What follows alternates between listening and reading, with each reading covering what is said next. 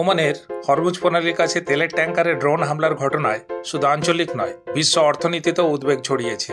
কারণ হরমুজ প্রণালী পৃথিবীর অন্যতম গুরুত্বপূর্ণ জ্বালানি পরিবহন পথ। বিশ্বে সমুদ্রপথে রপ্তানি হওয়া মোট অপরিশোধিত তেলের প্রায় 1/5 এই সংকীর্ণ জলপথ দিয়ে যাতায়াত করে। মধ্যপ্রাচ্যের প্রধান তেল উৎপাদক দেশগুলি যেমন সৌদি আরব, ইরান, ইরাক, কুয়েত ও সংযুক্ত আরব আমিরশাহী তাদের তেলের বড় অংশ এই পথেই আন্তর্জাতিক বাজারে পাঠায়। ফলে এখানে সামান্য অস্থিরতাও বৈশ্বিক তেলের দামে তীব্র ওঠানামা ঘটাতে পারে। বিশেষজ্ঞদের মতে, যদি এই ধরনের হামলা অব্যাহত থাকে বা প্রণালী দিয়ে জাহাজ চলাচল ব্যাহত হয়, তাহলে আন্তর্জাতিক বাজারে তেলের সরবরাহ কমে যেতে পারে।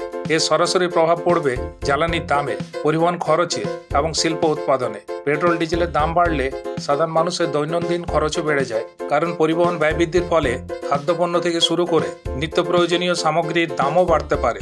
অর্থাৎ হরমুজ প্রণালীতে নিরাপত্তা সংকট তৈরি হলে তার প্রভাব কেবল সংশ্লিষ্ট দেশের মধ্যেই সীমাবদ্ধ থাকে না, তা বিশ্বজুড়ে অর্থনীতি ও সাধারণ মানুষের জীবনেও ঢেউ তোলে।